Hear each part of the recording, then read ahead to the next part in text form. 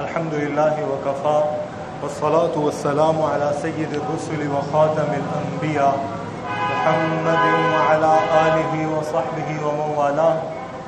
أما بعد فأعوذ بالله من الشيطان الرجيم. وقالوا اتخذ الرحمن ولدا لقد جئتم شيئا إدا تكاد السماوات يتفطرن منه وتنشق الأرض وتخر الجبال هدا أن دعوا للرحمن ولدا وما ينبغي للرحمن أن يتخذ ولدا إن كل من في السماوات والأرض إلا آتي الرحمن عبدا لقد أحصاهم وعدهم عدا وكلهم آتيه يوم القيامة فردا. صدق الله العظيم وبلغنا رسوله النبي الكريم ونحن على ذلك من الشاهدين والشاكرين والحمد لله رب العالمين. سب حضرات عبادت کی نیت سے ایک بار نماز والا درود پاک تلاوت کر لیں. اللهم صل على محمد وعلى آل محمد كما صليت على إبراهيم وعلى آل إبراهيم إنك حميد مجيد. اللهم بارك على محمد وعلى آل محمد كما باركت على إبراهيم وعلى آل إبراهيم إنك حميد مجيد.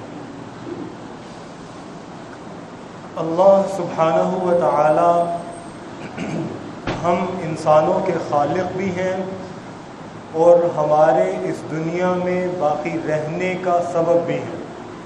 جس طرح ہمارا وجود میں آنا، ہمارا ہونا اللہ تبارک و تعالیٰ کے حکم کا محتاج ہے. کوئی چیز، کوئی شے اس وقت تک نہیں ہو سکتی جب تک اللہ تبارک و تعالیٰ ارادہ نہ فرمائے. ویسے ہی کوئی چیز باقی بھی نہیں رہ سکتی جب تک اللہ تبارک و تعالیٰ کا ارادہ اس کو باقی رکھنے کا نہ ہو، اور کوئی چیز ختم بھی نہیں ہو سکتی جب تک کہ اللہ تبارک و تعالیٰ کا ارادہ اس کو ختم کرنے کا نہ ہو. قرآن شریف میں فرماتے ہیں ما شاء اللہ کان وما لم یشاء لم یکن. جو چاہتے ہیں وہ ہوتا ہے، جو نہیں چاہتے وہ نہیں ہوتا. کتنے ہی لوگ خودکشی کرتے ہیں، اور ان خودکشی کرنے والوں میں اکثریت لوگ ایسے ہیں جن کی خودکشی ناکام ہو جاتی ہے، جن کی کوشش کامیاب نہیں ہوتی. ہم اپنی مرضی سے مر بھی نہیں سکتے. اللہ تبارک و تعالیٰ کی قدرت ہوتی ہے تو بچتے ہیں، اللہ کی قدرت ہوتی ہے تو مرتے ہیں. ہوا یحیی و یمیت، وہی زندہ کرتا ہے وہی مارتا ہے. اس کے علاوہ نہ کوئی زندہ کرنے والا ہے، نہ اس کے علاوہ کوئی مارنے والا ہے. اس اللہ تبارک و تعالیٰ کا جو تعلق ہے ہمارے ساتھ، اس تعلق کو دریافت کر لینا اور اس کے تقاضوں پر عمل کرنا، اس کو ایمان کہتے ہیں اور اعمال صالحہ کہتے ہیں. ایمان کا مطلب یہ ہے کہ یہ دریافت کر لینا، یہ جان لینا اور اس کو مان لینا کہ میرا ایک مالک اور خالق ہے جس کے حکم اور ارادے اور مرضی سے مجھ تک جو بھی نعمت پہنچی ہے اسی کے حکم ارادے اور مرضی سے پہنچی ہے، جو تکلیف پہنچی ہے اسی کے حکم ارادے اور مرضی سے پہنچی. یہ ہے ایمان. دل کے اندر اس بات کو پوری طرح سے یقین کر لینا، ایسا یقین جس میں کسی شبے کی گنجائش نہ ہو، اور پھر اس ایمان کے تقاضے کے مطابق عمل کرنا، اس کو کہتے ہیں عمل صالح. قرآن شریف میں اللہ سبحانہ و تعالیٰ نے بار بار ارشاد فرمایا وہ لوگ جنہوں نے ایمان کا عمل کیا اور اعمال صالحہ کی، ہماری ان کے ساتھ رضا ہے، وہ کامیاب ہیں، وہ جنت میں داخل ہو گئے، ان کو ہدایت مل گئی، انہوں نے کامیابی پا لی، وہ ہمارے انعام یافتہ لوگوں میں سے، وہ ہمارے پسندیدہ لوگوں کے ساتھ ہیں، ان سے ہماری ناراضگی، ہمارا غضب دور ہے. یہ ساری کی ساری اللہ تبارک و تعالیٰ کی مہربانیاں اور اللہ کی نعمتیں اور اللہ کی رضا دو چیزوں کے ساتھ متعلق ہے، ایک ایمان کے ساتھ، ایک اعمال صالحہ کے ساتھ. اب معاملہ یہ ہے کہ اگر ہم نیچے سے شروع کریں اعمال سے، تو اعمال یعنی کیسے کام کرنے چاہیے اور کیسے نہیں کرنے چاہیے. کون سے کام ایسے ہیں جن کو کرنے سے میرا مالک اور خالق خوش ہوگا، اور کون سے کام ایسے ہیں جن کو کرنے سے میرا مالک اور خالق ناراض ہوگا. یہ انسان اپنی عقل سے، اپنی سمجھ سے پوری طرح دریافت نہیں کر سکتا. مثال کے طور پر اس کے دل میں آئے گا کہ اس کو جس نے میرے ساتھ اتنا انعام کیا ہے، اتنی مہربانی کی ہے، اس کی نعمتوں اور مہربانیوں پر میری طرف سے کوئی قدردانی ہونی چاہیے، اس کی نعمتوں کا اعتراف ہونا چاہیے. اس اعتراف کو کیسے کرے؟ منہ سے کہے؟ ہاں منہ سے کہنا چاہیے. چلے منہ سے کہہ لے گا. کتنی دفعہ کہے؟ نعمتیں تو ہر دم ہر لحظہ انسان کی طرف متوجہ ہیں. ہر وقت انسان کسی نہ کسی بلکہ ہزاروں نعمتوں سے مستفید ہو رہا ہے، لذت یاب ہو رہا ہے. گلستان میں شیخ سعدی نے شروع ہی یہاں سے ہوتی ہے بات. اس خدا کی تعریف ہے، اس خدا کا احسان ہے کہ جس کی ذات عالی کا ہمارے ساتھ معاملہ یہ ہے کہ سانس اندر جاتا ہے تو بھی ہماری ایک ضرورت پوری کرتا ہے، باہر آتا ہے تو بھی ہماری ایک ضرورت پوری کرتا ہے. ایک سانس کے اندر دو نعمتیں ہیں. ایک سانس پر دو دفعہ شکر کرنا واجب ہوا. کتنی دفعہ شکر کیا جائے اور کیسے شکر کیا جائے؟ تو اللہ کی نعمتوں کو دریافت کر لینا، ان کا اعتراف کرنا اور پھر اس کے مطابق عمل کرنا. یہ اعمال صالحہ کیسے ہوں گے، کس طرح ہوں گے؟ ان کو شریعت کے بتائے بغیر جاننا ناممکن. جب تک اللہ تبارک و تعالیٰ کسی پیغمبر کو بھیج کر اس کے ذریعے سے تفصیلی احکام اپنی پسند اور ناپسند اپنی مخلوق کو نہ بتائے، مخلوق کے بس میں نہیں ہے کہ وہ جان سکے کہ اللہ کو کیا پسند ہے اور کیا ناپسند. مثال کے طور پر رمضان کا مہینہ مسلمان روزے رکھتے ہیں. اس مہینے کے آخری دن کو روزہ رکھنا فرض ہے. جو بندہ آخری دن کا روزہ نہیں رکھتا وہ حرام کام کرتا ہے. اور بہت سے لوگ جو ویسے پیٹ کے بھوک کے کمزور ہوتے ہیں وہ بھی آخری دن کا روزہ رکھ لیتے ہیں کہ رمضان جا رہا ہے، چلو کم از کم یہ روزہ تو رکھ. ایک دن ہے، اس آخری تاریخ کو رمضان کی 29 یا 30 تاریخ ہے، اس دن روزہ رکھنا فرض ہے، چھوڑنا حرام ہے. اگلے دن یکم شوال ہے، عید کا دن ہے، اس دن روزہ رکھنا حرام ہے، کھانا پینا ضروری ہے. ان دونوں دنوں میں کیا فرق ہے ہم نہیں پتہ چلا سکے، ہمیں محمد پاک علیہ الصلوۃ والسلام نے بتایا. تو یہ حضرت صلی اللہ علیہ وسلم کا سب سے بڑا احسان ہے کہ آپ نے ہمیں بتایا کہ ہمارے مالک کو کیا اچھا لگتا ہے اور کیا برا لگتا ہے. اگر آپ کی ذات عالی نہ ہوتی تو کوئی عقل مند آدمی اپنی عقل سے ان تفاصیل تک نہیں پہنچ سکتا تھا. دوسری چیز ایمان کی بات. اتنا تو ہر کوئی سمجھتا ہے، ہر شخص دیکھتا ہے. اور اس کی ایک مثال ہمارے ایک استاد دیا کرتے تھے کہ اگر کوئی شخص مثال کے طور پر بجلی کا بل جمع کروانے کے لیے کسی دکاندار کے پاس کسی بینک میں جائے، اور آج کل جیسے بجلی کے بل بہت زیادہ آ رہے ہیں، وہ بل جمع کروانے کے لیے جائے اور وہاں پر جا کر اس کو پتہ چلے کہ جناب تمہارا بل تو ادا کیا جا چکا ہے، تو سب سے پہلا سوال یہ ہوگا کہ کس نے کیا ہے. اگر یہ سوال پیدا نہیں ہوتا تو اس کے دماغ میں کوئی خلل ہے. سب سے پہلی بات وہ یہ سوچے گا کہ میرے ساتھ یہ جو مہربانی کی ہے یہ کس نے کی ہے. اور اگر اگلے مہینے پھر جاتا ہے اور پھر بل ادا ہوا ہے اور پھر وہ یہ نہیں سوچتا کہ میرے ساتھ یہ مہربانی کس نے کی ہے اور وہ سنجیدگی کے ساتھ اس مہربانی کرنے والے کو نہیں ڈھونڈتا، تو وہ پاگل ہے، وہ انسان نہیں، کم از کم شریف انسان نہیں. اسی طرح کا معاملہ میرے اور آپ کے ساتھ ہے. ہزاروں لاکھوں نعمتیں بغیر بل کے ہم استعمال کر رہے ہیں. اگر پھر بھی دل میں یہ خیال پیدا نہیں ہوتا کہ کون ہے یہ نعمتیں بھیجنے والا، تو ہم شریف انسان نہیں. شریف انسان وہی ہے جو، اور چاہے وہ کسی بھی مذہب سے تعلق رکھتا ہو، انسانیت کا تقاضا یہ ہے کہ جب اس کے ساتھ بھلائی ہو تو پھر اس بھلائی کے کرنے والے کو ڈھونڈا جائے اور اس کا شکریہ ادا کیا جائے. یہ انسان کی فطرت ہے. اسی معنی کو مولانا روم رحمۃ اللہ علیہ نے، ہمارے زمانے میں یہ تصور ہے، یہ سمجھا جاتا ہے کہ مولانا جلال الدین رومی رحمۃ اللہ علیہ صوفی سے آدمی تھے، سب کے ساتھ راضی تھے، بس ٹھیک ٹھاک خوش باش، آؤ بیٹھو کھاؤ پیو، جیسے لنگر کا نظام ہوتا ہے ایسے تھے. حضرت مولانا جلال الدین رومی رحمۃ اللہ علیہ وہ بزرگ ہیں جن کی شاعری، ان کی جو علمی تصنیفات ہیں وہ تو اپنی جگہ، ان کی شاعری کو ہماری تاریخ کے سب سے نیک اولیاء اللہ نے سبقاً پڑھایا، اپنے مریدوں کو سبق میں پڑھاتے تھے. یہ شعر پڑھو، اس سے تمہیں اللہ کی معرفت حاصل ہو. حضرت مولانا جلال الدین رومی رحمۃ اللہ علیہ نے جو ایک ٹھنڈے میٹھے آج کل کے جو مفہوم مسخ ہوا ہے صوفی کا، اس مفہوم میں صوفی جن کو سمجھا جاتا ہے، حضرت مثنوی میں فرماتے ہیں شاعری کے اندر کہ احسان کرنے والے کا شکریہ ادا کرنا فرض ہے، اور جو یہ فرض ادا نہیں کرتا اس کے لیے جہنم کی آگ ہے. اس کے علاوہ اور کوئی بات نہیں ہو سکتی. اب یہ انسان کی فطرت کا بنیادی تقاضا ہے کہ وہ اپنے احسان کرنے والے کو ڈھونڈے اور پتہ چلائے کہ وہ میرے ساتھ اتنی مہربانیاں کیوں کر رہا ہے. میرے آپ کے ساتھ اگر کوئی بندہ راہ چلتے ہوئے ہمیں کوئی ضرورت سے زیادہ مہربانی کرے تو ہم پوچھتے ہیں کہ بھائی آپ کیا چاہتے ہو، کیوں آپ میرے ساتھ یہ فائدہ کر رہے ہیں, کیوں مجھے یہ احسان کر رہے ہیں, کیوں میرے ساتھ یہ نعمت پہنچانے کا معاملہ کر رہے ہیں. اگر ایک مالک نے ہمارے پیدا ہونے سے پہلے ہمارے لیے نعمتیں مہیا کر رکھی ہیں, پھر زندگی بھر جتنی زندگی ہے ان نے نعمتوں کو ہم سے ہٹایا نہیں ہے, اگر کوئی تکلیف پہنچائی ہے تو اس سے بھی فائدہ ہی پہنچایا ہے, اجر دیا ہے, اس سے فائدہ پہنچایا ہے, ہمیں عقل میں شعور میں قوت عطا فرمائی ہے, اس سے فائدہ پہنچایا ہے, ہمارے اندر تحمل اور برداشت کو بڑھایا, اتنی نعمتیں اس نے کی ہیں. اب اس کو پہچاننا اور اس کی ان نعمتوں کا شکریہ ادا کرنا یہ انسان کی فطرت ہے, اور اس فطرت کے تقاضے کو اگر پورا نہ کیا جائے تو انسان ایسا بے حس ہو جائے گا کہ وہ کسی بھی فائدہ کرنے والے کا کوئی شکریہ ادا نہیں کرے گا. چنانچہ وہ انسان نہیں رہے گا, وہ ایک وحشی جانور بن جائے گا. جیسے ہمارے ہاں کہتے ہیں نا, سانپوں کو 100 دفعہ دودھ پلائیں پھر بھی ڈس لیں گے, تو وہ انسان نہیں رہے گا, سانپ بن جائے گا جو دودھ پلانے والے کو بھی ڈس سکتا ہے. انسان وہی ہوگا جو اپنے محسن کے احسان کو تسلیم کرے گا.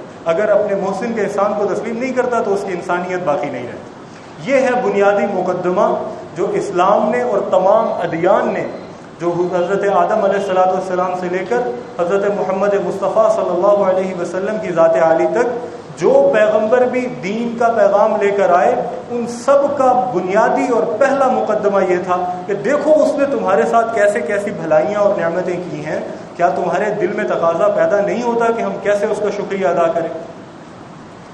تو حضرت محمد مصطفیٰ صلی اللہ علیہ وسلم کی ذات عالی کا اپنی امت پر سب سے بڑا احسان یہ ہے کہ آپ صلی اللہ علیہ وسلم نے ہمیں اللہ تبارک و تعالیٰ کی پہچان کروائی, اور اس احسان کی وجہ سے حضرت محمد مصطفیٰ صلی اللہ علیہ وسلم سے ہمارا تعلق ہے.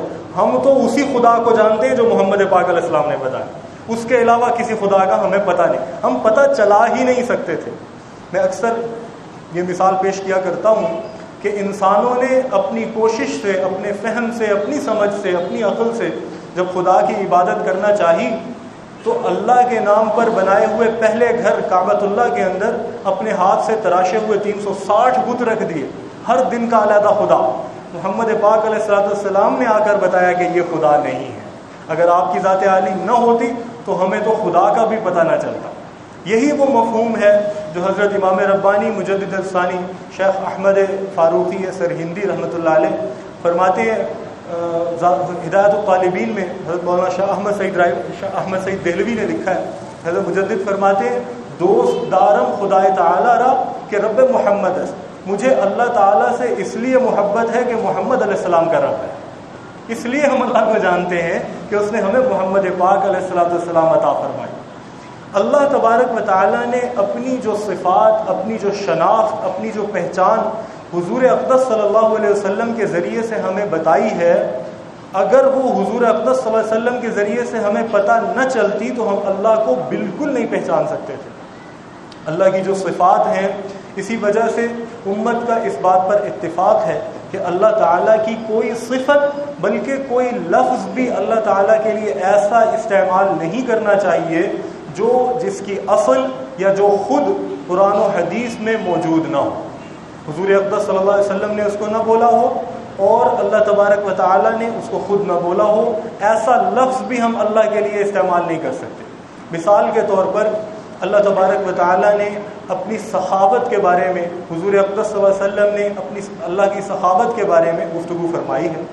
سخاوت کے لیے جو لفظ بولا ہے وہ لفظ ہے کریم کا. کریم, اللہ کریم ہے, اور ہم قرآن کریم بھی کہتے ہیں. کرم کا دو مطلب ہوتے ہیں, ایک ہوتا ہے معزز ہونا جس کا لازمی تقاضا یہ ہے کہ بے غرض ہونا. ہم لوگ جب کسی کے ساتھ بھلائی کرتے ہیں نا تو کم از کم ہماری خواہش یہ ہوتی ہے کہ بدلے میں وہ اس کو ریکگنائز تو کرے نا, ہماری اس احسان کو, ہماری بھلائی کے بدلے میں ہمارے ساتھ کچھ تھوڑا سا اس کا معاملہ احترام والا تو ہونا چاہیے. اللہ واحد کریم ہے جو اپنے معزز ہونے کی وجہ سے کرم فرماتے ہیں, جن کو بدلے میں کچھ نہیں چاہیے, اس لیے کہ بدلے میں کوئی دے بھی کیا سکتا ہے, سب کچھ تو انہی کا ہے, جو کچھ ہے ان کی ملکیت ہے. ما فی السماوات والارض, آسمانوں اور زمینوں کے درمیان جو کچھ ہے, بلکہ اس کے سوا جو کچھ بھی ہو سکتا ہے. قرآن شریف شروع ہوتا ہے الحمدللہ رب العالمین, سب تعریفیں اس اللہ کے لیے جو اس جہان کا یا اگلے جہان کا رب نہیں, سارے جہانوں کا رب ہے. جتنی دنیائیں ہو سکتی ہیں سب اسی کی پرورش سے وجود میں آتی ہیں ہی نہیں اس کی پرورش کے بغیر. اس اللہ کو ہمارے شکریہ سے, ہماری طرف سے بدلے میں کچھ دیے جانے سے اس کی ملکیت میں کچھ اضافہ نہیں ہوتا, اس لیے کہ سب کچھ تو اس کی ملکیت ہے. لہٰذا ان کی سخاوت کرم ہے, سخاوت نہیں ہے. سخاوت جو ہوتی ہے وہ اپنی ملکیت میں سے تھوڑے سے کو اپنی ملکیت سے نکالنے کا نام ہے. اللہ کی ملکیت سے تو کچھ نکلتا ہی نہیں ہے. اس لیے علماء نے لکھا ہے کہ اللہ کو سخی نہیں کہنا چاہیے بلکہ اللہ کو کریم کہنا چاہیے. میں یہاں فتویٰ نہیں دے رہا, اللہ تعالیٰ کو سخی کہنا شاید فتوے کی روح سے جائز ہوگا. میں عمومی بات جو پیش کرنا چاہتا ہوں وہ یہ ہے کہ اللہ تبارک و تعالیٰ کی صفات, اللہ کے بارے میں ہمارا علم سارے کا سارا محدود ہے حضور اقدس صلی اللہ علیہ وسلم کے بتانے پر. جو آپ نے بتایا ہم اسی کو اللہ جانتے ہیں, جو آپ نے نہیں بتایا اس کے بارے میں ہم اپنی طرف سے کچھ نہیں کہہ سکتے. اللہ تعالیٰ نے قرآن مجید کے اندر اپنی جو صفات بیان فرمائی ہیں حضور اقدس صلی اللہ علیہ وسلم کے ذریعے سے جو ہمیں عطا فرمائی ہیں, ان کے اندر ایک خاص صفت اللہ نے بیان فرمائی ہے, اور وہ صفت ہے لیس کمثلہ شیء وہو السمیع البصیر. اللہ تبارک و تعالی جیسی کوئی چیز نہیں ہے, جیسا وہ ہے ویسا کچھ نہیں ہے. حضرت مجدد رحمۃ اللہ علیہ مکتوبات شریف کے اندر غالباً دفتر اول کا دوسرا یا تیسرا مکتوبہ ابتدائی مکتوبات میں سے ہے. حضرت مجدد فرماتے ہیں کہ جو کچھ تم اپنے ذہن میں شکل یا خاکہ بناتے ہو اللہ تبارک و تعالیٰ اس کے خالق ہیں, وہ اللہ نہیں ہے. اس لیے کہ تم نے جس چیز کو بنایا وہ تو بنی ہوئی چیز ہے, اللہ تو بنی ہوئی چیز نہیں ہے. لیس کمثلہ شیء, کوئی چیز ان جیسی نہیں ہے. وہو السمیع البصیر, وہ سننے والی باتوں کا بھی علم رکھتے ہیں, دیکھے جانے والی باتوں کا بھی علم رکھتے ہیں. اس مفہوم سے, اس بات سے اسلام کا تصور توحید واضح ہوتا ہے. ہم اللہ تبارک و تعالیٰ پر جو ایمان رکھتے ہیں تو ایسے اللہ پر, ایسے الہ پر, ایسے خدا پر ایمان رکھتے ہیں کہ اس جیسی چیزیں کائنات میں کوئی ایک بھی نہیں ہے, اور جیسا وہ ہے ویسا کچھ نہیں ہے. حضرت امیر شریعت رحمۃ اللہ علیہ کا مشہور واقعہ ہے, فرماتے ہیں کہ میں جیل میں تھا اور حضرت شاہ عبد القادر دہلوی رحمۃ اللہ علیہ, حضرت شاہ ولی اللہ رحمۃ اللہ علیہ کے بیٹے, ان کا ترجمہ قرآن اور تشریح نوٹس جو ہے موزق القرآن کے نام سے, وہ میں دیکھ رہا تھا.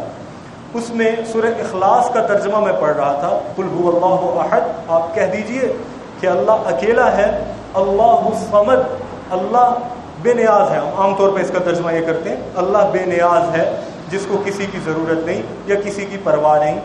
تو کہتے ہیں کہ حضرت شاہ عبد القادر رحمۃ اللہ علیہ نے ظاہر ہے جب ترجمہ کیا تھا تقریباً 200 سال سے زیادہ ہو گیا ہوگا, شاہ عبد القادر نے جب ترجمہ کیا انہوں نے اپنے زمانے کے ایڈیم میں, اپنے زمانے کے محاورے میں الصمد کا ترجمہ کیا ہوا تھا نرادھار, اللہ نرادھار ہے.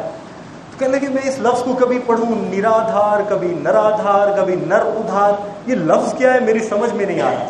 تو میرے ذہن میں آیا کہ حضرت شاہ صاحب نے جس زمانے میں لکھا ہے اس زمانے میں ظاہر ہے اردو کی ابتدائی شکل تھی, ہندی کے سنسکرت کے الفاظ اس میں ہوتے تھے, اور شاہ صاحب کا ترجمہ لکھنے کا مقصد بھی یہ تھا کہ جو لوگ عربی فارسی سے واقف نہیں ہیں وہ قرآن شریف کے مفاہیم سے تھوڑے قریب ہو جائیں, تو ایسے الفاظ استعمال فرمائے ہوں گے جو ان کے زمانے میں عام لوگ بولتے ہوں گے, علماء نہیں عام لوگ بولتے ہوں. تو حضرت شاہ عطا اللہ بخاری رحمۃ اللہ فرماتے ہیں کہ میرے جیل میں میرے ساتھ ایک ہندو بھی قید تھا جو ہندوؤں کا عالم تھا, پنڈت تھا. تو میں نے اس سے رابطہ کیا, میں نے کہا کہ تم بتاؤ کہ یہ لفظ کیا ہے, مطلب شاید تمہاری زبان کا لفظ ہو, تم لوگ کیونکہ سنسکرت پڑھتے پڑھاتے ہو, سنسکرت ایک پرانی زبان ہے, ہندوستان میں صرف مذہبی لوگ پڑھتے ہیں, عام لوگ نہیں بولتے, شاید یہ اس کا کوئی لفظ ہو جو آپ استعمال سے خارج ہوگا. تو فرماتے ہیں کہ جب اس کو میں نے لفظ بتایا تو وہ تو مطلب لوٹ پوٹ ہو گیا, اس کے اوپر وجہ طاری ہو گیا, کبھی یوں ہو واہ واہ, کبھی یوں ہو واہ واہ. میں اسے کہوں بھائی پہلے مطلب تو بتا دے, بعد میں داد دے دینا. تو اس نے کہا کہ دیکھو نرادھار اس ہستی کو کہتے ہیں جس کا کوئی کام دوسروں سے جڑا ہوا نہ ہو, ہر کام خود ہی کر سکتا ہو, اور دوسروں کے سب کام اس سے جڑے ہوئے ہوں, کوئی کام بھی خود نہ کر سکتے. یہ ہمارا تصور ہے اللہ کے بارے میں. الصمد وہ ہے کہ سب اس کے محتاج ہوں اور وہ کسی کا محتاج نہ ہو.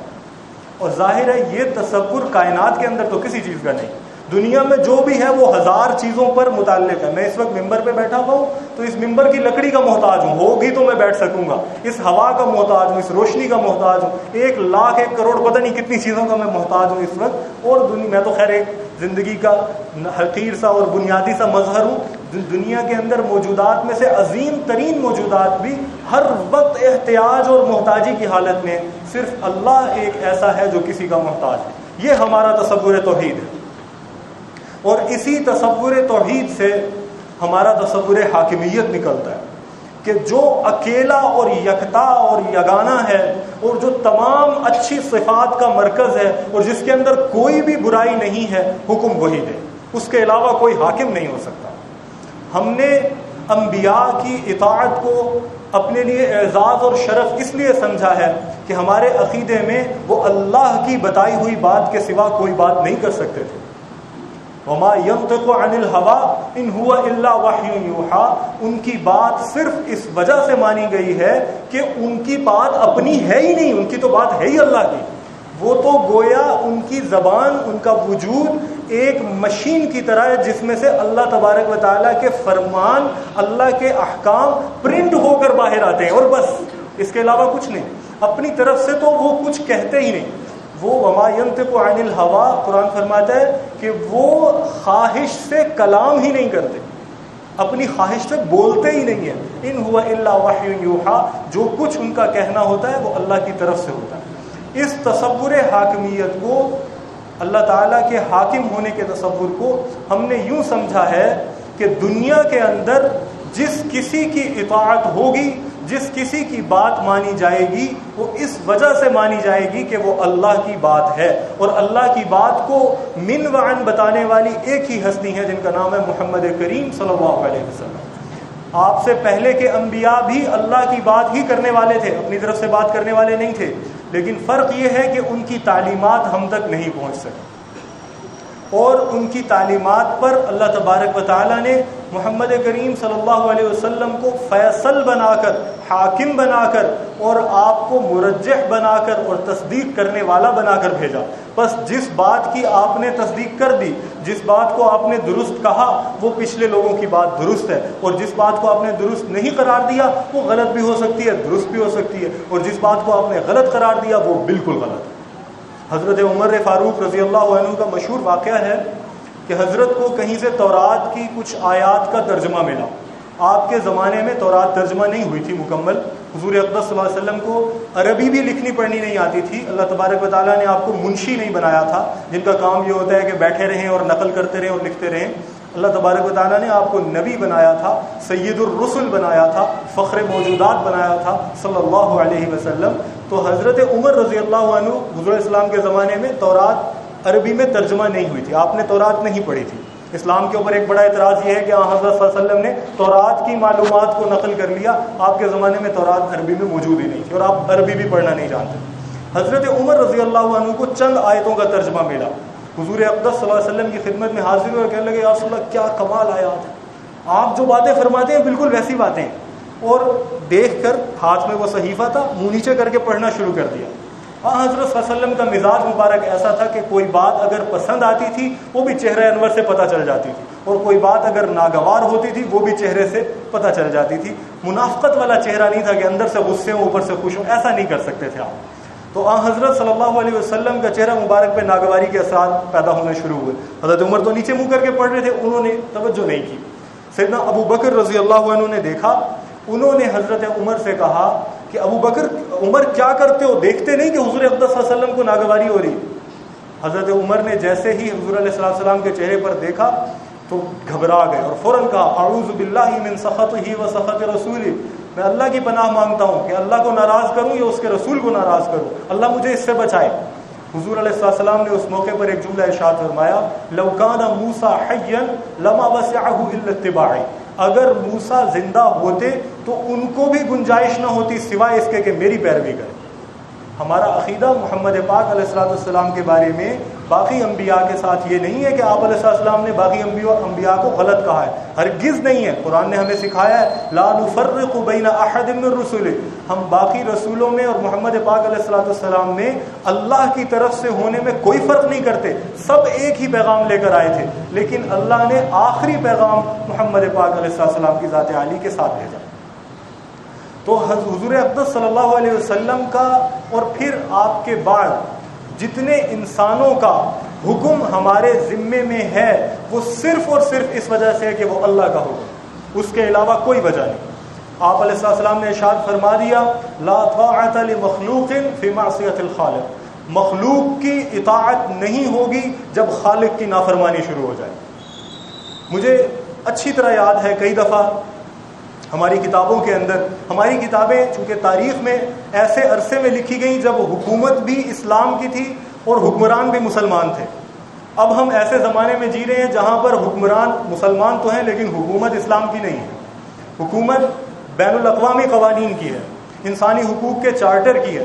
اس وجہ سے وہ والی باتیں بعض اوقات ابھی سمجھ میں نہیں آتی۔ مجھے یاد ہے یہاں مدرسے میں درس کے دوران ہم عقیدہ طحاویہ پڑھ رہے تھے، تو اس کے اندر حضرت امام طحاوی رحمۃ اللہ علیہ نے، امام طحاوی وہ بزرگ ہیں جن کے اوپر دیوبندی، بریلوی، اہل حدیث سب کا اتفاق ہے، وہ کہتے ہیں کہ یہ بات ٹھیک کرتے ہیں، اس لیے ان کی کتاب پڑھنے سے فرقہ واریت کم ہوتی ہے۔ ہم وہ کتاب پڑھ رہے تھے تو امام طحاوی رحمۃ اللہ علیہ ایک جگہ فرماتے ہیں کہ ہم اپنے حکمرانوں کی اطاعت کرتے ہیں اور ان کے خلاف ورزی نہیں کرتے۔ میں نے اپنے طالب علموں کو فوراً بتایا یہ وہ حکمران تھے، ہمارے زمانے والے نہیں ہیں۔ ہمارے زمانے میں اور ہر زمانے میں، چاہے وہ زمانہ ہو چاہے یہ، وہ اطاعت مشروط ہے اللہ کی اطاعت کے ساتھ۔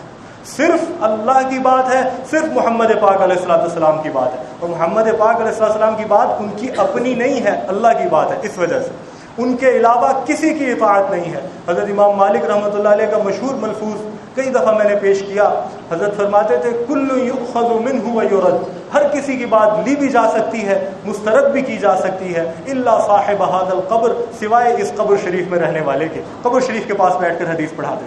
صرف یہ ایسے ہیں جن کی ہر بات ماننی ضروری ہے، ان کے بعد کسی اور کی بات نہیں مانی جائے۔ حضرت امام ابو حنیفہ رحمۃ اللہ علیہ نے اس بات کو مزید وضاحت سے ارشاد فرمایا اذا صح الحدیث فهو مذہبی، جب حدیث ثابت ہو جائے میرا مذہب، میرا فتویٰ وہی ہے، اور جب حدیث میں اختلاف ہو جائے تو ظاہر ترجیح دی جائے گی، اور اگر صحابی کا قول مل جائے اس کو اختیار کروں گا، اپنی رائے نہیں دوں گا۔ صحابی کے قول پر فتویٰ، کسی صحابی کا قول ہو، کیونکہ میرے خیال میں انہوں نے مشکات نبوت سے روشنی حاصل کی ہے، ایک بڑی قندیل تھی نبوت کی، محمد پاک علیہ الصلوۃ والسلام کی ذات اقدس کی، ان کے سینے سے جو چراغ روشن ہوئے اسی کو صحابی کہتے ہیں، ان کی بھی بات پوری کی پوری مان لوں گا۔ اور جب تابعین کی بات آتی ہے فہم رجال ونحن رجال، تو وہ بھی مرد ہیں اور ہم بھی مرد ہیں، تو پھر ہم اپنے رائے رکھ سکتے ہیں۔ یہ امام ابو حنیفہ کہہ رہے ہیں، میں نہیں کہہ رہا، میری اوقات نہیں ہے رائے رکھنے کی، نہ ہم میں سے کسی آدمی کی۔ آپ بات کرنے کا مقصد یہ ہے کہ اطاعت اگر دنیا میں ہوگی تو وہ صرف اور صرف اللہ کی ہوگی۔ جو شخص اطاعت کو اللہ میں منحصر مانتا ہے اس کو مسلمان کہتے ہیں، اور اطاعت انسانوں میں سے اگر کسی کی ہوگی تو وہ صرف اور صرف غیر مشروط اطاعت، جس کے اندر کوئی کمی آئے تو ایمان میں کمی آ جائے گی، وہ محمد پاک علیہ الصلوۃ والسلام کی اطاعت ہے۔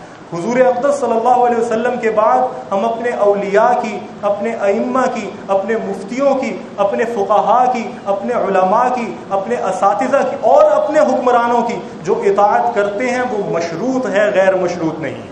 ان کی وہی بات مانی جائے گی جو قرآن سے، جو حدیث سے، جو امت کے 1500 سال کے فہم سے متصادم نہیں ہو۔ یہی مفہوم ہے جس کو اسلام کہتے ہیں، یہی مفہوم ہے جس کو ایمان کہتے ہیں، اور یہی مفہوم ہے جس کو ختم نبوت کہتے ہیں۔ ختم نبوت کا مطلب کیا ہے کہ اب مطلق اطاعت محمد پاک علیہ الصلوۃ والسلام کی ہوگی، ان کے بعد کسی اور کی اطاعت ہوئی وہ تو نبی بن جائے گا، نبی تو وہی تھے، ان کے بعد ہم کسی کی اطاعت نہیں کریں گے۔ تمہارے ان کے بعد کئی ہو سکتے ہیں، ہمارے آخری وہ ہیں، ان کے بعد ہم کسی کی اطاعت نہیں کریں۔ یہی وجہ ہے کہ مسلمانوں کو نبوت کے اجراء کے معاملے پر غصہ آ جاتا ہے، اس لیے کہ جب کوئی شخص حضور اقدس صلی اللہ علیہ وسلم کے بعد نبوت کا دعویٰ کرتا ہے یا نبوت کے جاری ہونے کی بات کرتا ہے تو گویا وہ یہ کہتا ہے کہ میری پوری کی پوری مانو۔ بھئی جس کی ہم نے پوری کی پوری ماننی تھی، آخری آدمی ان کا نام محمد مصطفیٰ صلی اللہ علیہ وسلم تھا۔ ہمارے دل میں، ہماری زبانوں پر تو کم از کم انہی کا نام ہے، اللہ تبارک و تعالی ہمارے دل میں بھی ان کے نام کو روشن فرمائے، ایسی محبت نصیب فرمائے کہ ان کے علاوہ کسی اور کی نقل کرنے کی خواہش ختم ہو جائے، ان کے علاوہ کسی اور کی پیروی اور اتباع کی جرت نہ رہے، ہر وقت اللہ تبارک و تعالیٰ ایسا رنگ چڑھا دے کہ محمد پاک علیہ السلام کی پیروی اس دنیا میں نصیب ہو، قبر کے اندر ان پر ایمان کا اقرار نصیب ہو، اور قیامت کے روز ان کے ہاتھ سے کوثر کا جام نصیب ہو، ان کی شفاعت کی بدولت جہنم سے چھٹکارا نصیب ہو، اور قیامت کے روز ان کے جھنڈے کے نیچے حشر نصیب ہو، اور جنت کے اندر ان کی اور انبیاء اور صدیقین اور شہداء اور صالحین کی رفاقت اور معیت نصیب ہو. آمین. وآخر دعوانا ان الحمد للہ رب العالمین.